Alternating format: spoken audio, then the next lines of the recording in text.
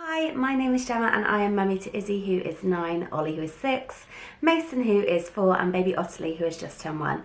And we also lost our second daughter, Sophie, in February 2012 at 24 weeks gestation. When I had my scan, I was told I had an anterior placenta, so I probably wouldn't feel a massive amount of movement for a little while.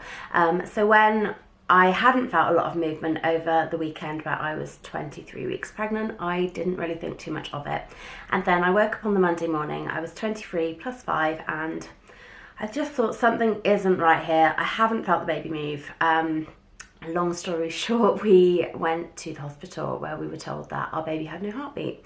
And at 24 weeks pregnant, you have to give birth. So I gave birth to Sophie just after midnight on the 1st of February 2012, and she weighed under a pound. They said that she had stopped growing at some point between my 20-week scan and when we lost her.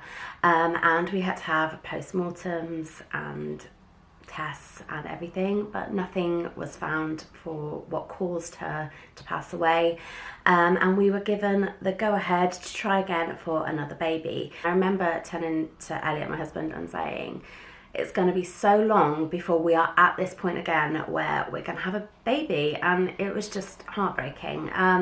So when we were given the go-ahead to try again, we did, and we fell pregnant within a couple of weeks. I was over the moon. I was scared, but I just felt really positive, and I felt like I had to be really positive because otherwise I wouldn't have got through it. My 12-week scan was totally normal, and they told us that we had a posterior placenta this time, which immediately allayed a lot of the fears that I had, because I thought, well, once he starts moving, I'm going to feel him. And at my 20-week scan, I found out I was having a little boy.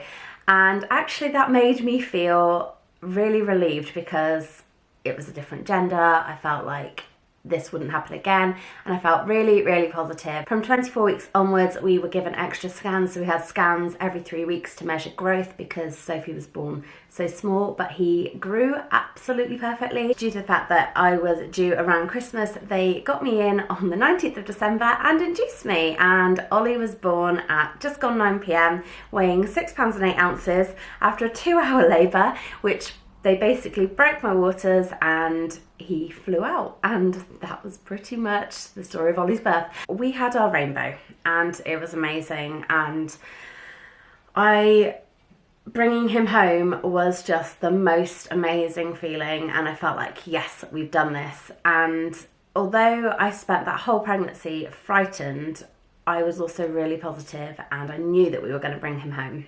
So not only do I have one very special rainbow baby, I actually have 3. So Mason, we found out that we were expecting in September 2014. I went in for my midwife appointment at 38 weeks and mentioned he'd been a bit quieter than normal, and they sent me up to the hospital, and he was born the next morning at 11 o'clock after, again, a very, very short labour. Finally, we decided to try for baby number 4, and we found out we were expecting in March 2018.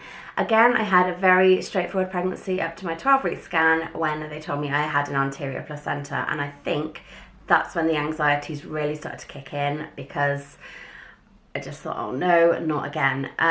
Even though it's completely normal, but for me it was a massive cause of anxiety, thinking, oh, I won't feel the movements. And then at 16 weeks we had a private gender scan because we wanted to take the kids with us, and found out we were having a girl. We both cried because we were just so happy, really just wanted to complete our family, and a little boy would have been amazing, but a little girl really completed our family. I was due in the middle of November, and again we were taken in to be induced just as a precaution, and Ottilie had her own agenda. They tried to induce me and said it wasn't working, even though I started feeling contractions. Basically, I said I need to push, and they broke my waters, and she literally flew out.